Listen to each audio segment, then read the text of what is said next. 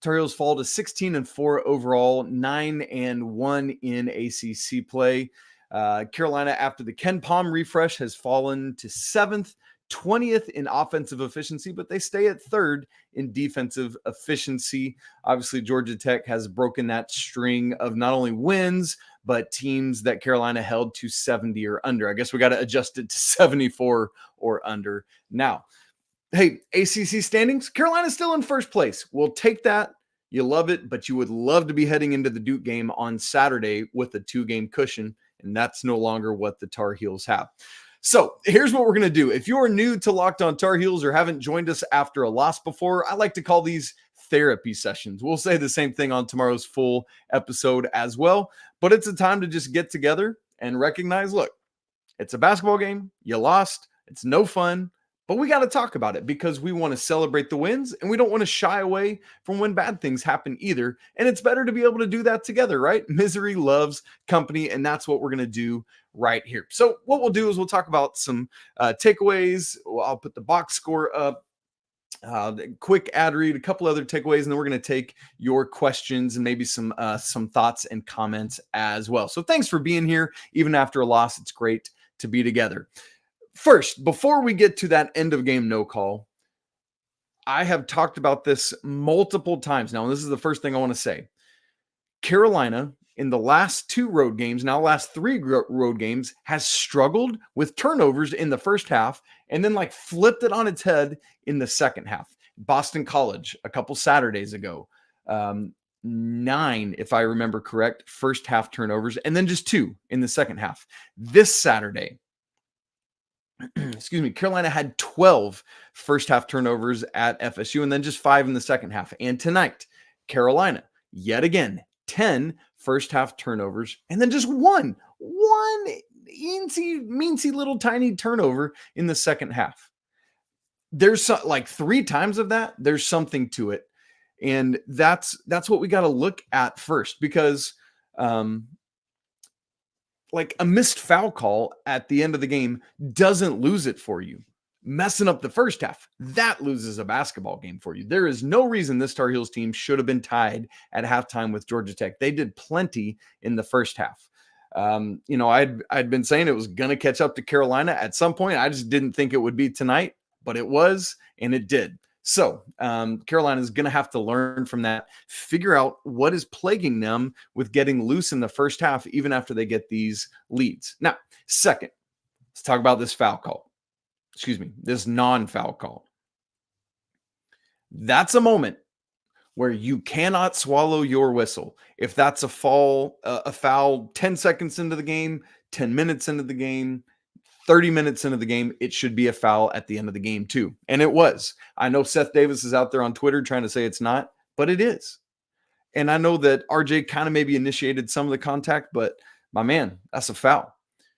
And it is put in even more bold relief because of what happened in Durham on Saturday, where somebody else did get a foul call in that moment, went to the free throw line in the exact same situation, down by 1, and had the opportunity to win this game. Or to win that game. And they did. RJ should have been afforded that same opportunity tonight. RJ Davis should have been at the free throw line down 1 with an opportunity to tie and then win the basketball game. And he was not given that. Moreover, RJ sits there on the floor trying to get Ted Valentine's attention to say, what the heck, bro? Why aren't you there? Why aren't you calling this foul? What does he do? He turns and runs off the court, not even looking at RJ. Man, I can't with that, man. Now, granted, yet again, let me say, Carolina should not have put themselves in this position to have needed a foul call from the refs, right? If you do that, you haven't done enough throughout the rest of the course of this game against the Georgia Tech team that you should have beaten. But they were in that position, and they made what the frustrating thing about it, though, is that Carolina had whittled Georgia Tech's 8-point lead down. They had taken a lead. Credit to Nathan George, who made a big-time play over Armando Bacot. I was kind of surprised with how Carolina guarded that they switched Mondo onto him, but Mondo slid his feet, and George made a nice play over Mondo. But then I thought Coach Davis drew up a great play. I thought they were going to throw it to RJ in the backcourt. He was standing there, but Seth got it in to Armando, gave RJ a head of steam. He got the ball, got there. So granted, you shouldn't have been in that position, but they were, and they made what looked like it should have been the play that they needed to get either RJ a shot or to get that foul call. They didn't, and so Carolina loses. It is what it is, and we deal with it, and we move on. Next, third thing I want to talk about, free throws. You know what? While we're talking free throws, let me go ahead and pull up the box score for us. Obviously, for those of you listening later, you'll need to pull it up elsewhere so that you can view it with us in real time as you listen. It's funny. This is one of my four corners preview points on today's show, was that Carolina needed to take advantage of the free throw line. Carolina had all the edge coming in terms of getting to the free throw line, making their free throws, not allowing many free throw opportunities for the opponent. The exact opposite was true for Georgia Tech. They struggle with getting to the free throw line. They struggle with making their free throws when they get there. They came into the game shooting 67% as a team, while Carolina was 76%.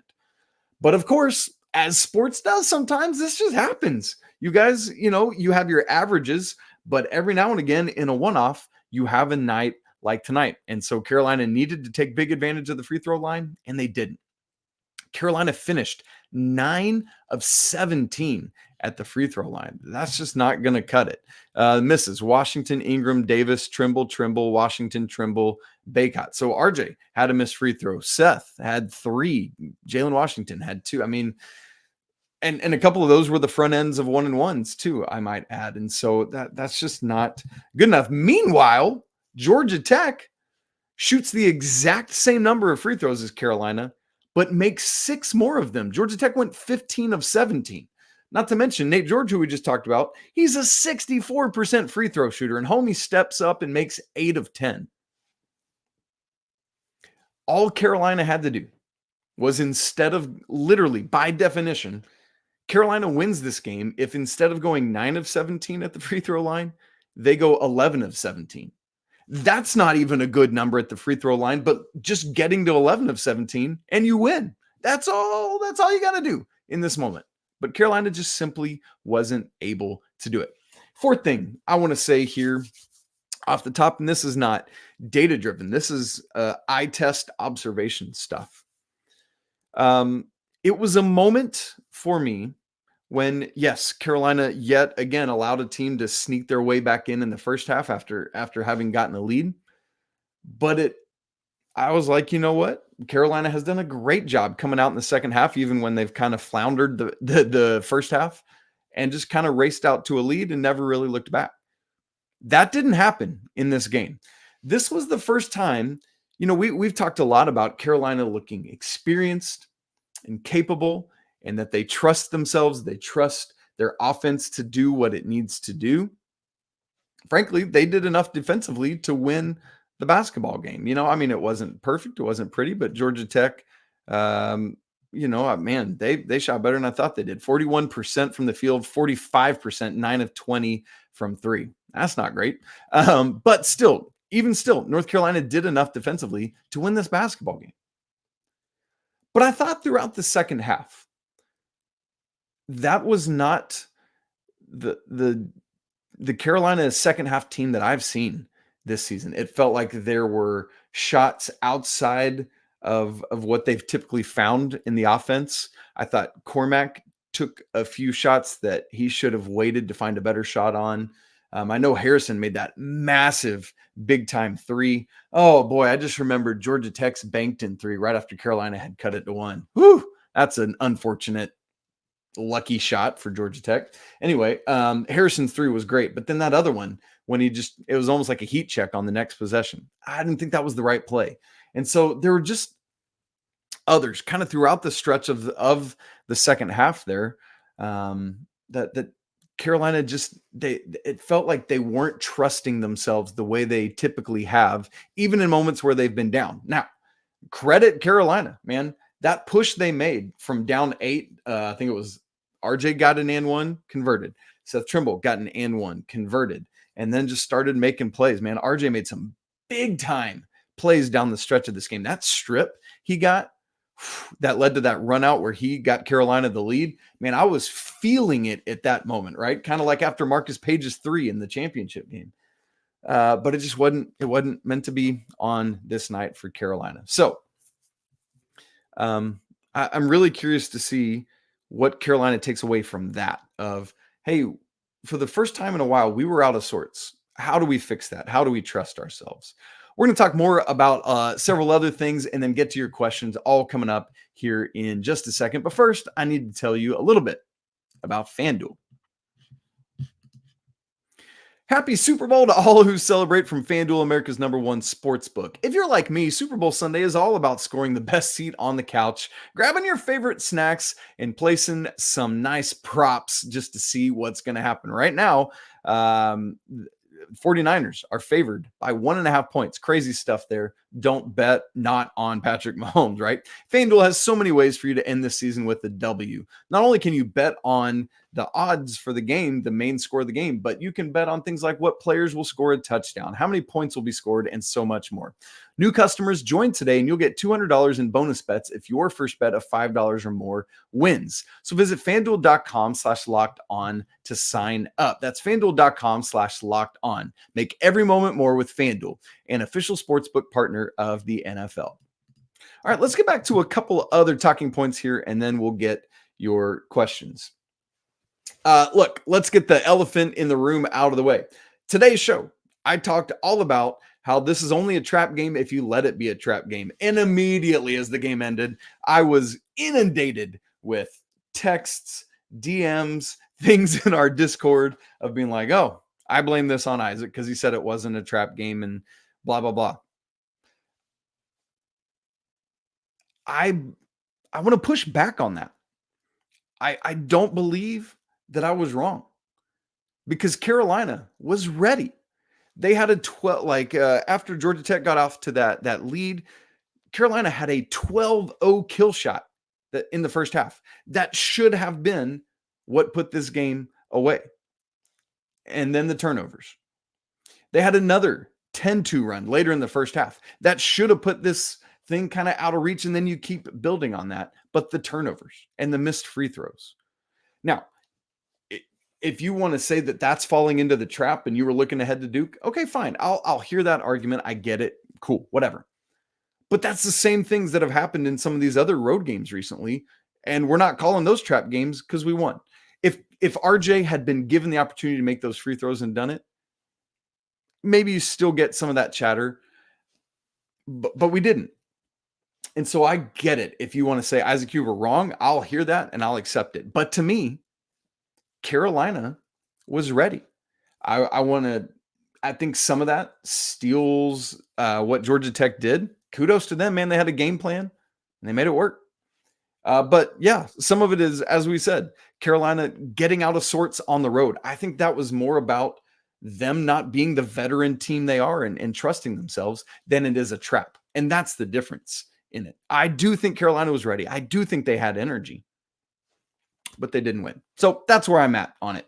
Another thing, second, in this part of the conversation, I thought that Georgia Tech, part of Georgia Tech having a good plan, like I was saying, was they used their pick and roll game very well again, and Carolina's drop coverage, particularly with Armando and some with Jalen Washington as well. They abused it, man. It was an Achilles heel for Carolina tonight. And so for those unfamiliar with drop coverage, there's a bunch of different ways to guard ball screens. But one of the ways you do it with a big man who's not as fleet-footed, it can get out and hedge or switch, whatever, is that they just drop back into the lane and let the guard navigate, try to wall off a little bit and those kind of things. But Georgia Tech was able to score quite a bit off of that action. And so it's one of the few times that we've looked at Carolina not really guarding some of that screening action as well as they have throughout the rest of the season. All right, number 3 here, let's go to Elliot Cadeau. One of the things we looked at is that at Florida State, Elliot got in some first half foul trouble, had to sit out the final 6.5 minutes, and it caused problems down the stretch of the first half. And so, that some of that has kind of happened throughout the season where Elliot's gotten into foul trouble in the first half and had to sit out. And I was feeling good at halftime because I was like, all right, look, you shouldn't be tied. But we're going into the second half. Elliot Cadeau has 0 fouls, and we're in good shape. But then Georgia Tech really, really started going at him, isolating him, and just doing work on that. Elliot picks up 3 pretty quick fouls out of the halftime locker room, eventually picks up a 4th. I think that was around the under 8 timeout, and then got that 5th foul and was done and gone. And while Carolina was able to fight back, I thought that hurt the Tar Heels in a major way down the stretch. You would have loved to had him in the lineup doing things. Let's look at how Elliot finished. 5 points, 5 assists, just 1 turnover, and a steal, 2 boards. And so he did some nice things. The 2 of those 5 points was he attacked and had a really nice floater early in the game. There wasn't quite enough of that, but he had some good assists, some good looks, those kind of things. And this is a freshman learning moment. That's ultimately where this sits, is got to learn how to be able to stay away from those, got to learn how the refs are adjudicating a game, what they're calling and doing, so that he can stay out of getting in trouble with something like that. All right, third, excuse me. No, this is fourth. I put 5 things in this back end here. Let's have something positive to talk about. Carolina's offense or rebounding, they win again. We talked about how important the rebounding battle was going to be in this game, and Carolina won that rebounding battle 48-41 over Georgia Tech. Not to mention, Georgia Tech had 10 offensive rebounds. You don't love to see that. I think they got 5 of them on one possession to start the second half. That was when Jalen Washington came in for Armando there. While Carolina, you ready for this, had 22 offensive rebounds. At halftime, led second chance points 14-2. For the game, led second chance points 23-8. Carolina dominated second chance points. I would have liked to have seen that number been higher. 22 offensive rebounds, and you get basically just north of 1 point per offensive rebound. I think Carolina could have done a little more there. You would have loved to see it, but it is what it is on that. So there's that. Now, I just started talking about Jalen Washington. Let me say something about Jalen, and then we'll go to looking at your questions. Holy cow, there are so many comments right now. It's wild. So we'll get there in just a second. I thought Jalen Washington really added a lot in this basketball game. There were stretches where he did multiple things, had in the first half, got fouled, made 1 of 2, but it was the second one that he missed. And ultimately that was that dunk he had. I mean, that was great. I love the authority with which he dunked that. There was a couple just trips where I think it was back to back to back. He had a layup for Carolina on the offensive end, wreaked some havoc on defense. I can't remember if he got a block. No, he couldn't have got a block because Carolina had 0 blocks, but he at least disturbed the shot and Georgia Tech didn't get it. And then on the other side, he didn't get the offensive rebound, but tipped it. I think it ultimately landed with Harrison Ingram, who got a putback. And so just moments like that. Jalen had 4 of Carolina's 22 offensive rebounds. I think maybe 3 of them were on free throws. Carolina had so many offensive rebounds from free throws in this game. And so really interesting stuff. So Jalen finishes perfect from the field, 3 of 3, 8 points, 5 boards, but still only had 7 minutes. It felt like he was in the game longer than that. And, maybe should have been, quite honestly. One of the issues is you look at some of the shooting, and while RJ had a pretty decent game, just shy of 50%, 11 of 24. Armando was 4 of 8. As I said, Jalen was 3 of 3. Cormac, poor guy. He hit 3 threes. You'll take that. But he was 3 of 10 from deep, 3 of 14 from the field.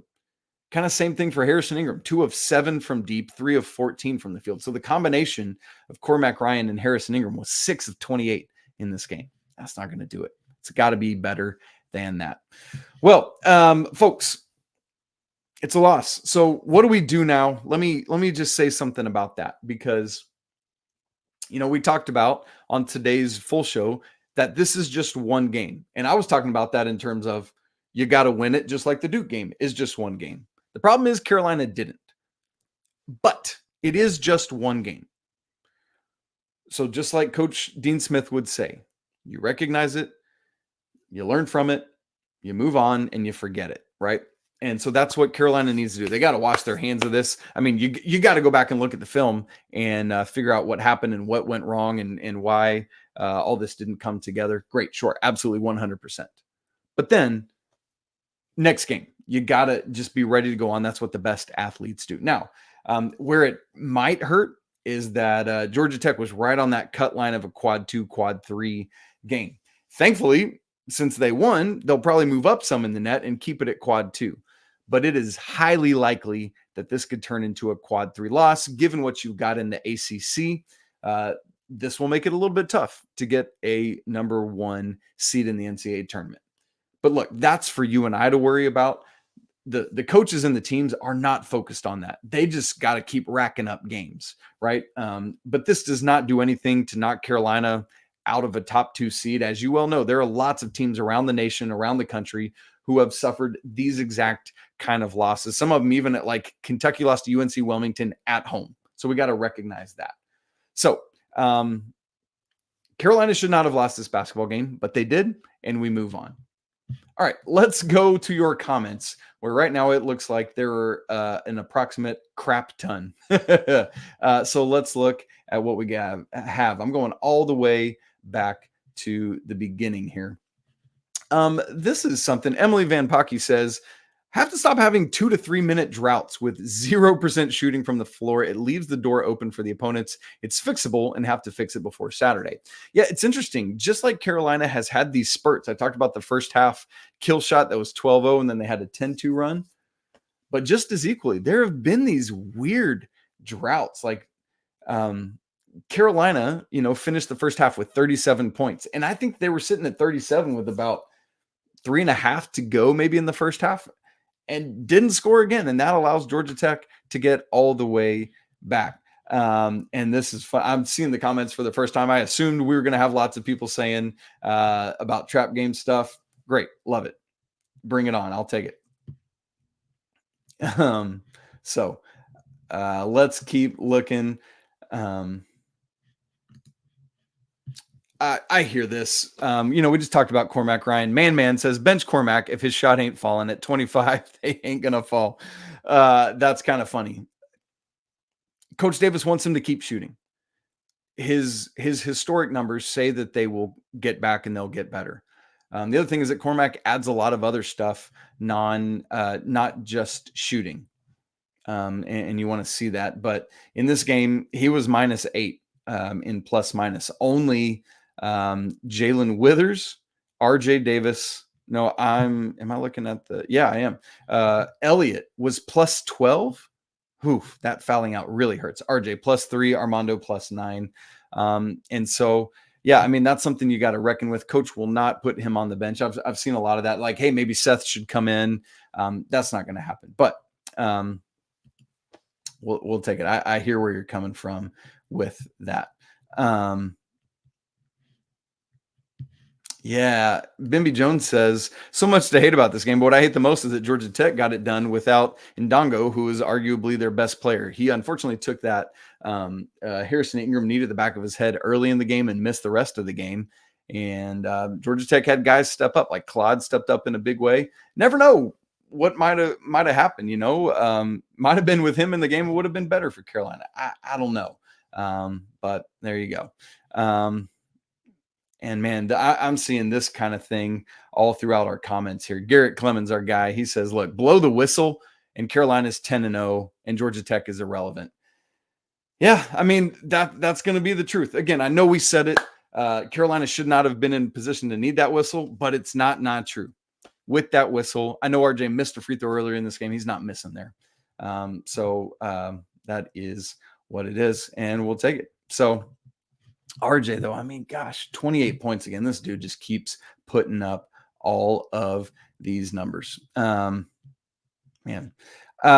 Brooks, 40 bench points for Georgia Tech, and that's not good. He says, let's look at what Carolina did from the bench. Carolina had 14 to Georgia Tech's 40. I mean, that just kind of shows the lack of production Carolina is getting there. 14 is a decent number, but it's not 40. And, just want to keep seeing more bench production That was something we talked about for today's show. No points for Jalen Withers in this one. The numbers haven't been quite as much the last couple games for him, but so Carolina, yeah, needs to get more from the bench there. Great point, Jonathan. Thank you.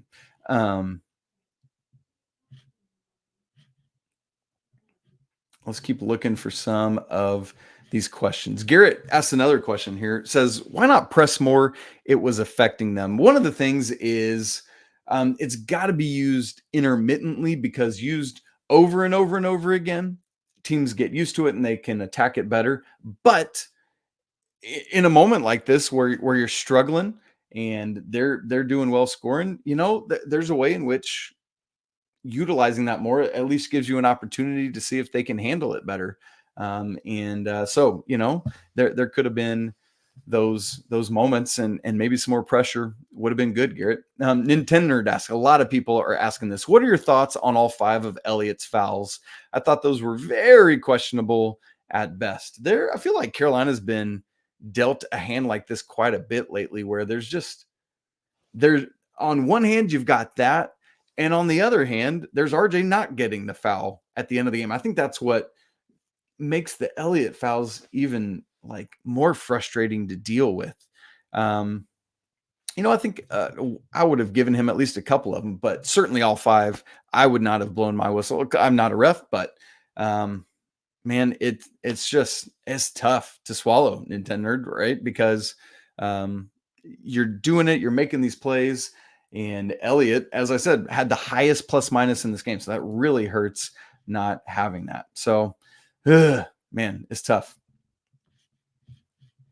And a lot of people, I see the agreement there about the first half being where this game is lost. And it's true. Nintendo, another one, says, should we be concerned for Mondo? I'm all for him taking on a new role, but I'm not for him being complacent and letting others do all the work. I think part of that is true, but let me use that to jump off to one other thing. There were times in this game where Mondo had position and his teammates would not get it to him. Now, sometimes, to Georgia Tech's credit, there was not a good post-entry angle. They couldn't get it to him, and that was just true of what that was. But I think some of it at times, yes, is going to be on Armando. But the rest of it is his teammates got to fight to get him the ball and get in position to be able to do these things. And so that's just tough. It's tough, man, to see with what Armando's doing there. But it was weird because Armando started off, felt like it was going to be a game where he got a lot more statistical fill up. It was rebounding well. Started off, I think it was 3 of 3 early. And so, and just couldn't keep building on that, unfortunately. So that is what that is there. We move on, and maybe with getting to this point where it's like, okay, now you got a loss on your resume, you got to relook at things like, how do we get Armando more and more of that? And so, it's tough. I see some doomsday quotes in here about championships are gone and hopes are gone. I don't think that is true at all. Carolina is still right now one of the best teams in the nation. This is going to happen on the road sometimes. The frustrating thing is that it shouldn't have, and I think that's why. So see, we got some Tech fans in here. Look, shouts to you guys. Congrats on a win. We'll give it to you there. Any other questions that would be good? Man, here's an interesting one. Famous Quays, I hope I said that right. Do you have confidence in Elliott's ability to hit a jump shot if his defender keeps sagging off of him? What's funny is I do, but he's not doing it right now. Like from what we have seen from him prior to being here at Carolina, from high school and other things he's done, he can do it. He can hit these shots. I don't know if it's a mental thing. I don't know if it's a physical thing or what it is. But Elliot, because he's doing a good job attacking and finishing, but he's not making these shots. Something's got to change. Something's got to give there. One other thing from Nintendo says, should we be concerned about the offense? We can never seem to extend leads on the road. there's some level at which, yeah, RJ keeps doing what RJ keeps doing, but he needs help. He needs consistent help. Armando, I know we've been talking about all the things Armando is doing more outside of just points and rebounding, but really would love to see him be at 10 to 15 points a game.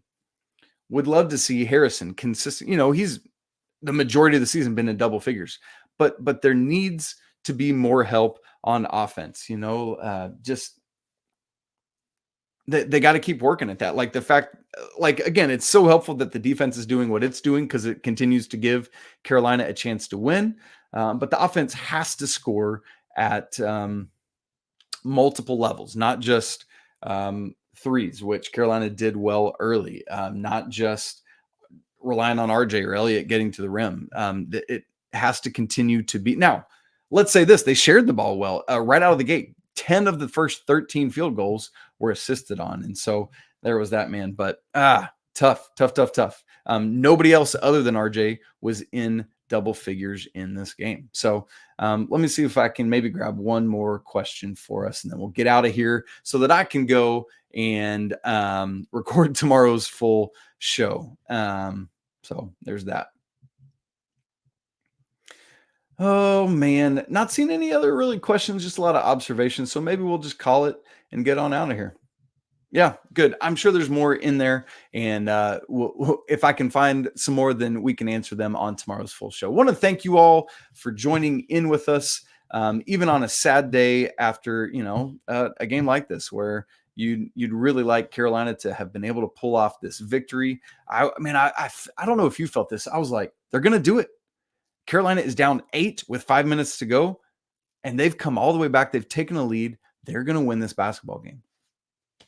But they couldn't get over the hump. I mean, they did get over the hump, but just couldn't make enough plays. One play. You know what, though? They did make that play. There should have been a foul. I think that needs to be our ending note. Y'all, that's our first therapy session of the ACC part of the season. Hopefully, we won't have to have too many more of these. It's time for Carolina to get back on the hump, and we'll get to that very quickly. Tomorrow's show, I'll be right back with you for the full thing. For those of you listening, we'll have both for you. And then on Thursday will be Coach Rob will be with me. On Friday's show to get ready for the Duke game, Coach Pat Kilby will be with me. So we'll unpack this. I'm really curious to hear what Coach Rob has to say about this game and what he observed from it. So it's always a great day to be a Tar Heel, even when you lose. I promise you that, man. It's still very true. We'll talk again tomorrow. But until then, peace.